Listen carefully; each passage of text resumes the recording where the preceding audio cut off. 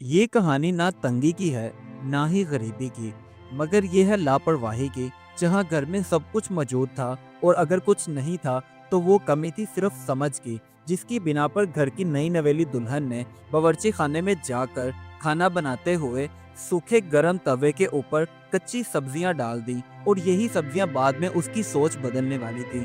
आखिर उसने ये हरकत क्यों की, ये वजह जानने के लिए कहानी को मुकम्मल देखें।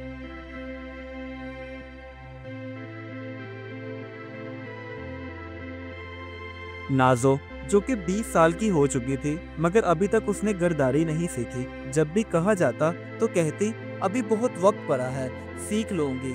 बस इसी वजह से सारा सारा दिन वो मोबाइल इस्तेमाल करती और माँ बेचारी कामों में लगी रहती। 1 साल के बाद उसका रिश्ता आया, तो रिश्ता जो कि माकूल था, इसी वजह से उसके माँ बाप ने उसकी शादी कर दी। शादी के बाद वो अपने ससुराल गई, मगर अभी तक उसे गर्दारी का कुछ भी नहीं पता था।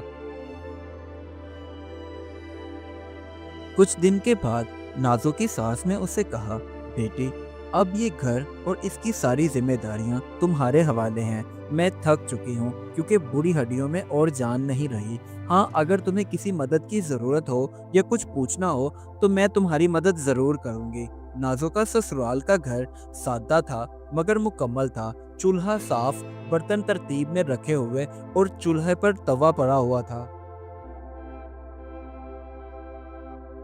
सबसे पहले नाज़ो की शुरुआत हुई बावर्ची खाने से, क्योंकि खाना बनाना था। जब वो बावर्ची खाने में गई, तो वहाँ हर चीज़ तरतीब से रखी हुई थी। सब्जियाँ ताज़ा थीं, हर रंग नुमाया था। कमी किसी चीज़ की नहीं थी, सिवाय नाज़ो के गर्दारी सीखने की। अब नाज़ो यहाँ मोबाइल इस्तेमाल नहीं कर सकती थी, क्योंकि रुखसती के वक्त उसकी माँ ने मोबाइल रख लिया था और कहा था, बेटी, ये फसाद की जड़ यहाँ छोड़कर जाओ। अब नाज़ो बावर्ची खाने में तो चली गई थी। वहाँ जाकर उसने सब्जियों को उल्टा पुल्टा काटना शुरू किया। नाज़ो को, जो कि घरदारी में बिल्कुल भी दिलचस्पी नहीं थी, इसी वजह से वो ये भी नहीं जानती थी कि खाने के लिए जो सब्जी बनानी है, वो तवे पर बनेगी या किसी और बर्तन में। बस इसी वजह से उसने चूल्हा जलाया और चूल्हे पर तवा रख दिया। चूल्हे की आंच बहुत तेज थी, जिसकी वजह से तवा तेजी के साथ गर्म हो गया और नाजो ने जल्दी से बगैर सोचे समझे वही कच्ची सब्जियां तवे पर डाल दी कि ये जल्दी से पक जाएंगी। मगर यही कच्ची सब्जियां आज उसके लिए सबक बनने वाली थी। नाज़ो को लगा, बस सब्जियां काट ली हैं तो वो पक जाएंगी। इसी वजह से उसने ना तैयारी की, ना सब्र किया, बस काम निपटाने की कोशिश करने लगी। ये सिर्फ खाना खराब होना नहीं था, बल्कि ये लापरवाही का नतीजा था, जिसकी वजह से सब्जियां तवे पर चिपकी और उसके बाद जलने लगी और सारी खुशबू पूरे घर में फैल गई। सब्जियों के जलने की बदबू इतनी तेजी से फैली कि उसकी जेठानी के बच्चे भागते हुए आए और वहां खड़े होकर देखने लगे। वो समझ रहे थे कि जरूर कुछ गलत हो रहा है। उसके बाद जब सब्जियों की बदबू नाजो की सांस तक पहुंची, तो वो जल्दी से बावर्ची खाने में आई। उन्होंने नाजो से गुस्से से तो कुछ ना कहा, मगर वजह जानने की कोशिश करने लगी कि आखिर क्या बना।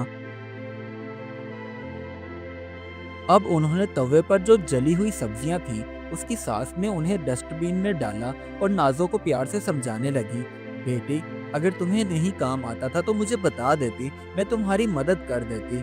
तवे के ऊपर सब्जियां नहीं पकती, ये बात हमेशा याद रखना।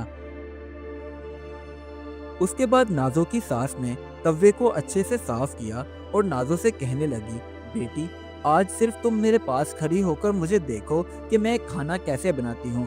इसी तरह आहिस्ता आहिस्ता तुम भी खाना पकाना सीख जाओगी।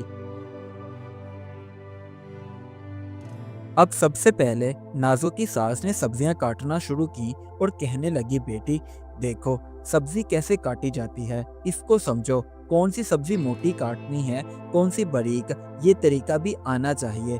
तभी नाजो वहां तो खड़ी थी, लेकिन सोचों में गुम थी कि काश माँ की बात मान लेती, तो आज सास को यूं खाना पकाना ना पड़ता, बल्कि उनकी जगह मैं सलीके से खाना पका रही होती। अब नाजो की सास ने मट्टी की हांडी निकाली, उसको चूल्हे पर रखा, ऑयल डाला, साथ में मसाले डाले। जब वो भुने तो उसके बाद उसने सब्जियां ऐड की ताकि इसका अच्छे से जायका मसालों का सब्जी के अंदर आ जाए और सालन तैयार हो जाए। सब्जी का सालन जब तैयार होने ही वाला था, मतलब कि उसकी बुनाई हो रही थी, तो उन सब्जियों की खुशबू लजीज थी और वो पूरे घर में फैल गई। मगर ये खुशबू सिर्फ खाने की नहीं बल्कि सीखने की थी।